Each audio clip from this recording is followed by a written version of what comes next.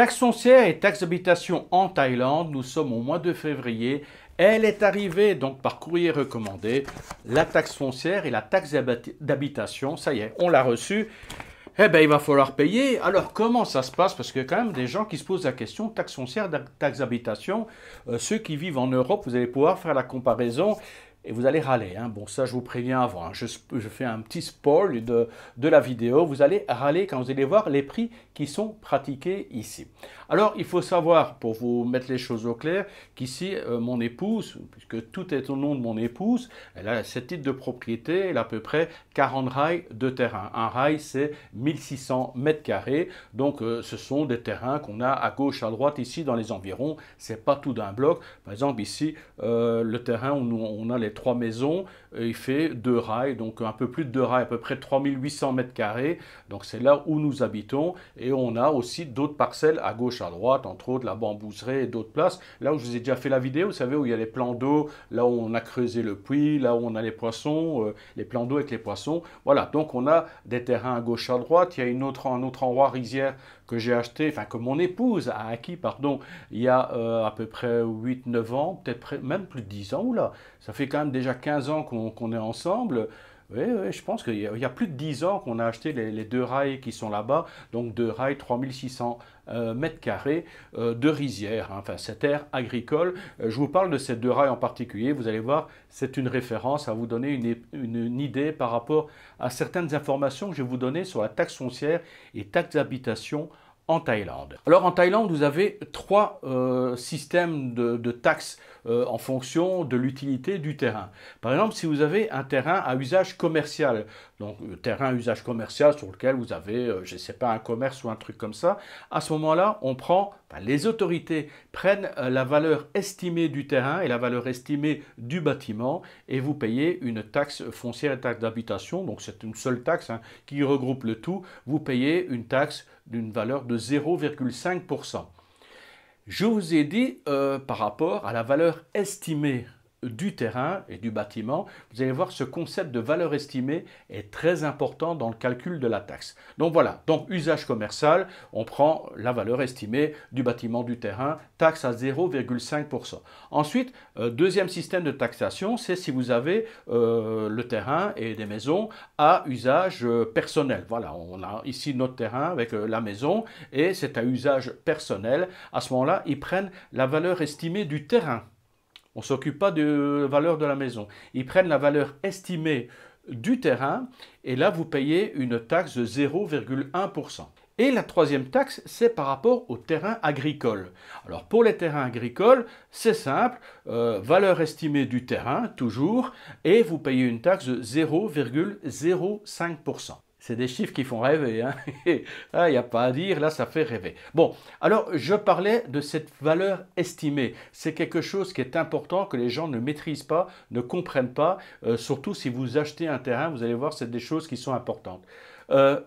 Oui, je sais, vous achetez un terrain, en tant qu'étranger, vous n'avez pas le droit, patati patata. On ne va pas faire un débat là-dessus. Avec mon épouse, elle achète des terrains, c'est à son nom, il n'y a aucun problème. Et tout ça va aller à nos enfants par la suite. C'est le but d'un couple, lorsque vous fondez une famille, c'est de créer un petit patrimoine si possible pour léguer à vos enfants. Alors que le titre de propriété soit à son nom ou à mon nom, ça importe peu. Je vous dis, ça fait 15 ans qu'on est ensemble, on file l'amour mais parfait, il n'y a aucun problème.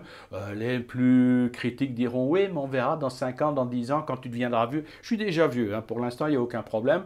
Et en plus j'étais malade et j'étais bien soigné, mais je peux vous dire qu'il y a des couples qui vivent depuis 25 ans, 30 ans, les couples mixtes, hein, depuis plus de 30 ans ensemble, sans aucun problème. Ce serait bien d'ailleurs que je fasse une vidéo sur les fameux clichés de la Thaïlande. D'ailleurs, avant d'attaquer la valeur estimée d'un terrain, c'est un sujet très important. Je vous fais une information voilà, en vitesse. Samedi, je vais publier une nouvelle vidéo qui sera importante. Je vais vous parler des escrocs de Thaïlande. Pas n'importe quel escroc. Je ne parle pas des arnaques pour touristes. Je parle des escrocs, des expatriés qui escroquent d'autres expatriés, voire des compatriotes en Thaïlande. Croyez-moi que c'est un gros dossier. Vous allez halluciner. Voilà, je pense que c'est un sujet qui est important à aborder. Donc, les escrocs de Thaïlande, les escrocs expatriés de Thaïlande, ce sera le sujet de ma vidéo normalement pour samedi. Maintenant, on revient à notre vidéo sur taxe d'habitation, taxe foncière en Thaïlande. Là, je vais vous parler de la valeur estimée du terrain. Alors, que se passe-t-il lorsque vous allez au cadastre, le Land Office, l'équivalent du cadastre,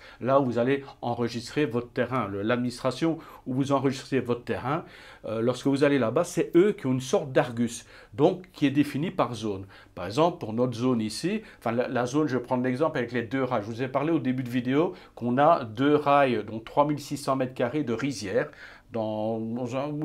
pas loin d'ici, c'est dans un sous-district qui est pas loin d'ici. Et là, le Land of Office estime que ces parcelles, ces rails, la valeur d'un rail à cet endroit-là vaut 75 000 bahts le rail.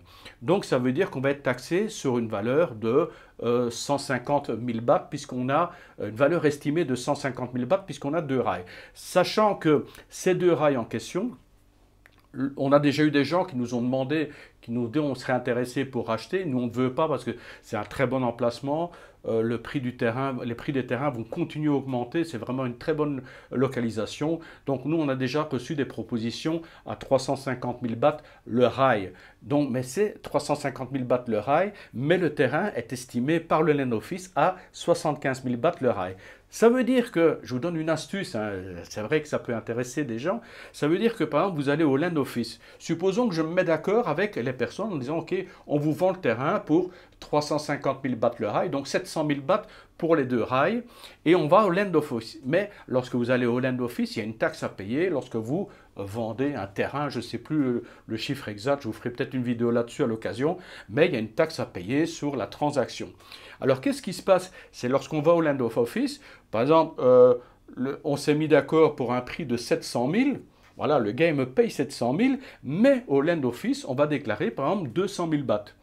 Voilà, il va dire, oui, j'ai payé 200 000 bahts pour le terrain. Ça veut dire qu'on sera, la taxe est à partager entre les deux. Ça veut dire qu'on payera chacun la taxe pour une valeur pour 200 000 bahts. Parce que maintenant, si on déclare 700 000 bahts, on sera automatiquement taxé l'un et l'autre sur une valeur de 700 000 bahts. C'est pour ça qu'on déclare généralement des terrains en dessous de la valeur réelle de la transaction. Et c'est pour ça que le Land Office a une grille tarifaire, une sorte d'argus, parce que quand vous allez dans certaines régions, on va prendre un exemple, une île paradisiaque très touristique, avec Koh Samui par exemple, où on sait que le prix des terrains vaut plusieurs millions le rail. Et si vous allez au Land Office, vous achetez un terrain, par exemple 10 millions le rail, et ensuite vous allez au Land Office et vous allez déclarer, oui j'ai payé 500 000 bahts le rail pour payer une taxe sur 500 000 bahts. Et ils ont leur argus et ils disent, mais nous, désolé, nous, peut-être que vous l'avez acheté à 500 000 bahts, ça c'est pas notre problème. Nous, notre argus, par exemple, la valeur du terrain à cet endroit-là vaut 6 millions, donc vous allez payer une taxe sur les 6 millions. Ça, c'est si jamais vous déclarez en deçà de la valeur, ils ont leur argus. C'est ces fameux argus qui leur servent de référence. C'est pour ça que nous, on paye une taxe de 0,05% sur nos 2 rails qui sont estimés à 150 000 bahts. Et en fin de compte, les sommes sont vraiment dérisoires. Tant et si bien que l'administration, la plupart des temps, ne réclame pas les taxes pour certaines terres agricoles parce que ça ne vaut rien et au final, c'est 0,5% de pas grand-chose. Ça coûte plus cher en frais administratifs qu'en réception ou dans certaines administrations, ils attendent plusieurs années avant de réclamer la taxe. Donc voilà, au lieu de réclamer 1 ou 2 ou 3 bahts ou 4 bahts tous les ans, ils attendent par exemple 10 ans et réclament 40 ou 50 bahts en une fois plutôt que de prendre des petits paiements comme ça. Alors, concernant notre taxe d'habitation, donc au niveau des terres agricoles, je vous ai dit au total on a 40 rails, mais la majorité ce sont les terres agricoles, ils ne nous réclament rien, 0 baht. Par contre, pour les 3800 mètres carrés qu'on a ici, par rapport à leur estimation, qui est 1, 2 ou 3 maisons, ils ne s'en occupent pas, ça n'a aucune importance. C'est taxe sur une unité personnelle, à utilité personnelle, donc il n'y a pas de taxe, il n'y a pas d'estimation du bâti. Donc estimation du terrain, avec la taxe de 0,1%, on a cette année-ci 438 bahts à payer. Enfin 437 bahts 85 satang, on va arrondir à 438 bahts.